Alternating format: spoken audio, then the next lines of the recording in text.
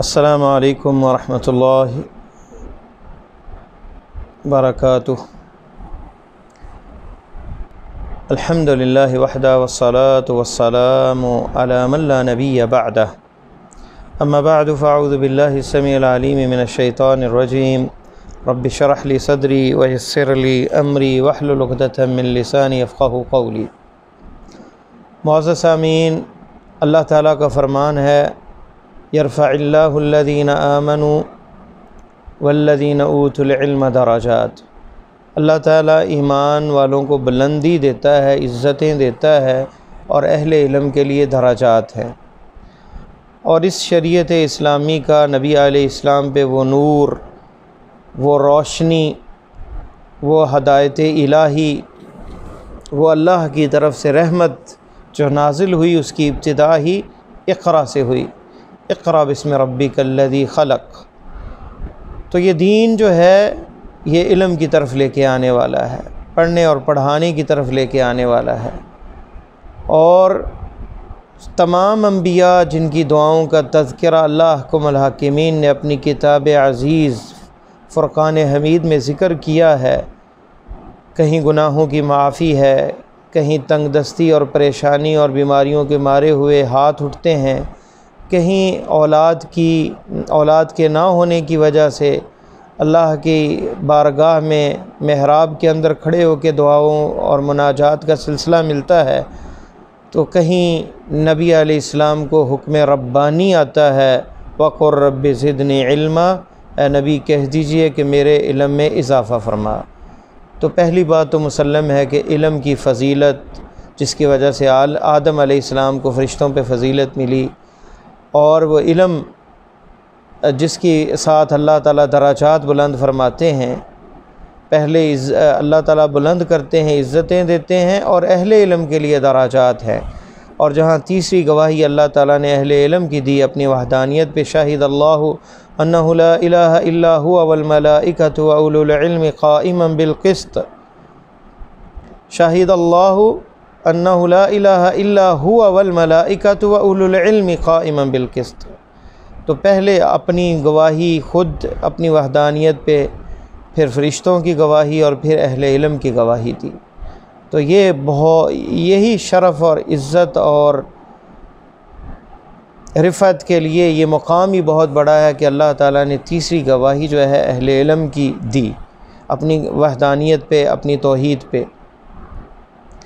تو اللہ تعالیٰ نے علم کی فضیلت تو بتائی، اور یہ جتنی فضیلتیں ہیں یہ اس علم کی فضیلتیں ہیں جس کے ذریعے اللہ تعالیٰ بندہ اپنے رب کو پہچانتا ہے، اور اللہ کو پہچانتا ہے، اس کی عبادت کرتا ہے، اس کے سامنے ادب سے کھڑے ہونے کا طریقہ سلیقہ سیکھتا ہے، اس رب کو راضی رکھنے کی راہوں کو تلاش کرتا ہے۔ وہ علم کا رستہ جو ہے، اس علم کی فضیلت ہے یہ ساری۔ لیکن ضمناً وہ علم بھی اس میں شامل ہو جاتا ہے۔ اللہ تعالیٰ کا فرمان ہے وَأَعِدُّوا لَهُم مَّا اسْتَطَعْتُم مِّن قُوَّةٍ وَمِن رِّبَاطِ الْخَيْلِ تُرْهِبُونَ بِهِ عَدُوَّ اللَّهِ وَعَدُوَّكُمْ۔ وَأَعِدُّوا لَهُم مَّا اسْتَطَعْتُم مِّن قُوَّةٍ، کافروں کے مقابلے میں اسلام کی دشمن جو طاقتیں ہیں انہیں زیر کرنے کے لیے تیاری کرو قوت کے ساتھ، وَمِن رِّبَاطِ الْخَيْلِ، گھوڑے باندھ کر، جس سے تم اللہ کے دشمنوں کو اور اپنے دشمنوں کو ڈرا سکو۔ تو اس کی قوت کی تیاری کے لیے ہمیں سائنس کی ضرورت ہے، اور اس سائنس کے لیے جو ہے ٹیکنالوجی کی ضرورت ہے، اور اس کے لیے ان علوم کی ضرورت ہے، فزکس، کیمسٹری، بایو، اور یہ جو علوم ہیں جس کے ذریعے سے ہم انسانیت کی خدمت بھی کر سکتے ہیں۔ ایک انسان کی جان بچانے والے کے لیے کہا گیا کأنما احیا الناس جمیعا، گویا پوری انسانیت کو اس نے جو ہے زندہ کیا۔ تو اگر ایک ڈاکٹر اس نیت سے بنتا ہے کہ لوگوں کی خدمت کرے گا، ساتھ وہ علم ضروری جو رب کو پہچاننے اور اس کی معرفت کا علم ہے، اور فرائض کی ادائیگی کرنے کا علم ہے، وہ سیکھنے کے ساتھ اگر وہ سائنس بھی سیکھتا ہے اور ڈاکٹر بننے کے لیے سارے مضامین پڑھتا ہے اور محنت کرتا ہے، تو یہ علم بھی اس کے لیے جو ہے سرخروہی اور عبادت بن جائے گا۔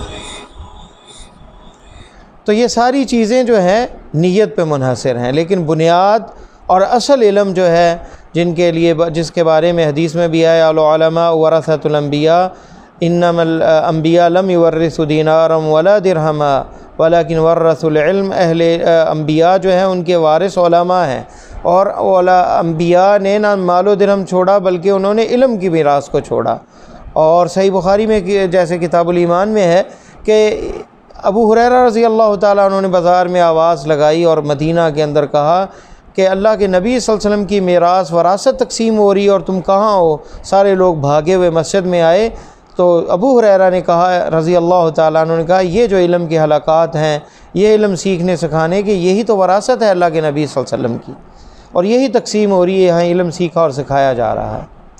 تو پہلی اور بنیادی چیز وہ علم ہے جو توحید کا علم ہے، دین کا علم ہے، اور اسی پہ یہ سارے دراجات ہیں کیونکہ یہ انبیاء کا کام تھا، اور اس کے لیے اللہ تعالیٰ چنتے ہیں اپنے بندوں کو۔ ہر بندے کو توفیق نہیں ملتی کہ اس کا بیٹا عالم بن جائے، اس کا بیٹا جو ہے وہ دین کی ترویج و تبلیغ کا کام کرنے والا بن جائے۔ یہ اللہ کی اصطفاء اور انتخاب ہے۔ دیکھ لیں، چاہے اللہ تعالیٰ منتخب کر لے تو ذاکر نائک کو منتخب کر لے، جو ایک ڈاکٹر تھا پیشے کے اعتبار سے، لیکن اس میدان میں آیا اور اس نے محنت کی اور اللہ تعالیٰ نے اسے چنا، اور لاکھوں چراغ اس بندے کی وجہ سے روشن ہوئے اور دین کے اسلام کے اندر لوگ داخل ہوئے۔ اور اگر ناپسند کرے اللہ تعالیٰ تو قریشی اور نبی علیہ السلام کا چچا جو ابو لہب اسے پسند نہ کرے اور وہ ایمان کی دولت سے محروم رہا، تو یہ اللہ کی اصطفاء اور پہچان، اللہ تعالیٰ کا چناؤ ہے۔ تو سب سے افضل علوم جو ہیں وہ دینی علوم ہیں۔ ابھی مدارس میں داخلے ہو رہے ہیں تو اپنے بچوں کو، اگر ساروں کو نہیں تو ایک بچے کو ضرور وقف کریں کہ جو دین کو سیکھے اور آگے سکھلائے، اور ساتھ اگر وہ دنیا کا علم بھی سیکھنا چاہے تو اس میں کوئی حرج نہیں ہے، کوئی منع نہیں، اگر نیت اس کی اخلاص ہے اور نیت مسلمانوں کی خدمت ہے، نیت اسلام کو ترقی دینے کی ہے تو اس میں بھی کوئی حرج نہیں۔ لیکن کچھ جماعت اور گروہ ایسا ہونا چاہیے مسلمانوں میں جو تخصص ہو، جن کا وہ علماء ہوں، لوگوں کے مسائل سن سکیں، ان کو حل کر سکیں، ان کو دعوت اللہ کی طرف بلائیں، دعوت اللہ کا کام کر سکیں، افتاء کا کام کر سکیں۔ یقیناً وہ اسپیشلائز ہوں گے اور انہیں صرف اور صرف دینی تعلیم سیکھنی ہوگی، اور اس کے لیے ابھی مدارس کے داخلے کھلے ہیں، تو اپنے بچوں کو وقف کریں۔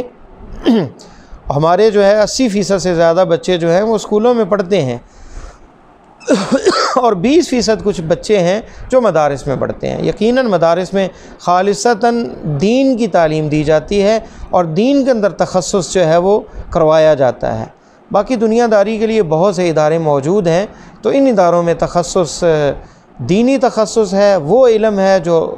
انبیاء کی میراث ہے، جو نبی کریم صلی اللہ علیہ وسلم کی میراث ہے، اور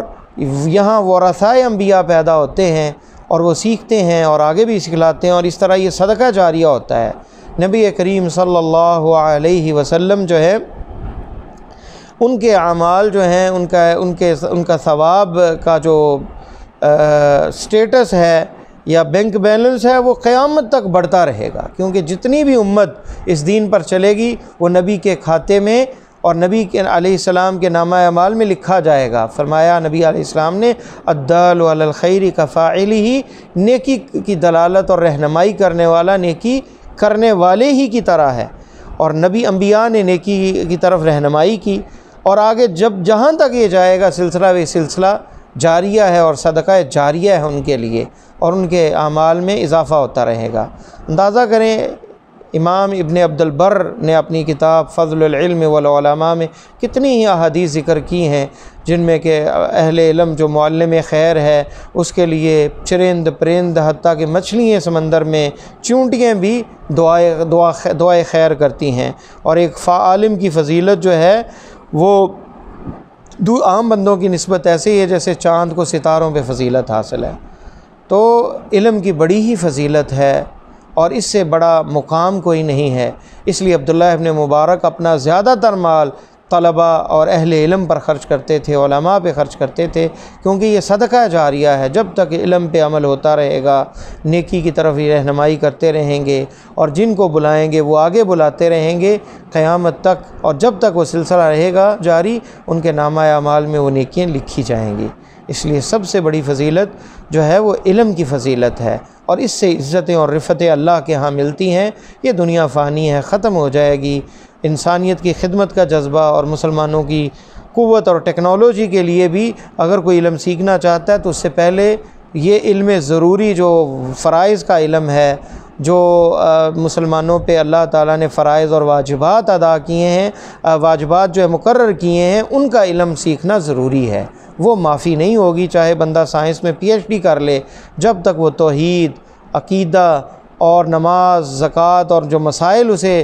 جو ضروری مسائل ہیں ان کا علم نہیں ہوگا تو وہ اللہ کے ہاں مجرم ہی ٹھہرے گا، اللہ کے ہاں وہ گناہ گار ہی ہوگا۔ تو ہمیں یہ علم ضروری بھی سیکھنا چاہیے، اور اس کے لیے میں یہ بھی چاہتا ہوں کہ مدارس والے اگر شارٹ کورسز ان بچوں کے لیے شروع کریں جو مدارس میں جو اسکولوں میں پڑھتے ہیں، کہ وہ 1 گھنٹے کے لیے آئیں مدرسے میں، عصر کے بعد یا مغرب کے بعد کوئی ٹائم ہو، ہر علاقے میں ایسا کورس شروع ہو جس میں قرآن کا ترجمہ، احادیث اور عقیدے کی چند کتابیں 1 سال میں یا 2 سال کا کورس ہو، اس میں انہیں پڑھائی جائیں، جس میں علم ضروری ان تک پہنچ جائے، تاکہ وہ اگر ڈاکٹر بنے، انجینئر بنے، سائنسدان بنے تو ایک مسلمان سائنسدان بنے، ایک مسلمان ڈاکٹر بنے جو لوگوں کی کھلڑی نہ اتارے، ان پر ظلم نہ کرے بڑی بڑی فیسوں کے ساتھ، اور بہانوں سے جو ہے کمیشن لے کر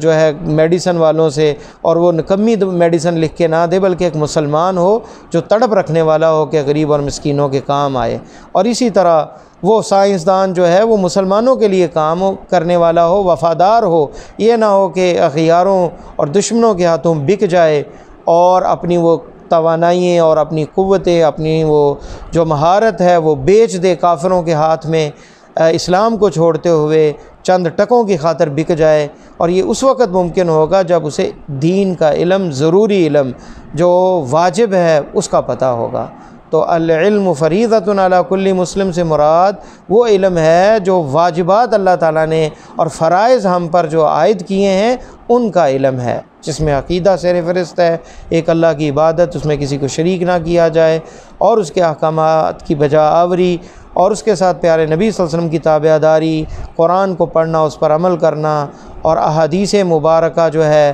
اس پہ اطلاع ہونا، تمام احادیث نہیں تو ضروری جو دین کے اندر قواعد کی حیثیت رکھتی ہیں ان کی معرفت، اور اسی طرح نماز کے مسائل، طہارت کے مسائل، نکاح کے مسائل، زکوٰۃ اگر مالدار ہے تو زکوٰۃ کے مسائل، روزے کے مسائل، اگر حج پہ قادر ہے تو حج پہ جانے سے پہلے اس کے مسائل۔ تو یہ علم ضروری سیکھنا بہت ضروری ہے، اس کے بغیر گزارا نہیں ہوگا۔ قرآن قیامت کے دن اللہ کے دربار میں حجت قائم کرنے والا ہوگا، اور کہے گا، حدیث کے لفظ القرآن حجت لک و علیک، قرآن تو یہ آپ کے لیے اللہ کے پاس سفارشی ہوگا کہ اللہ اس نے مجھے پڑھا، مجھ پر عمل کیا، اسے جنت میں بھیجیں، یا پھر یہ حجت ہوگا ہم پر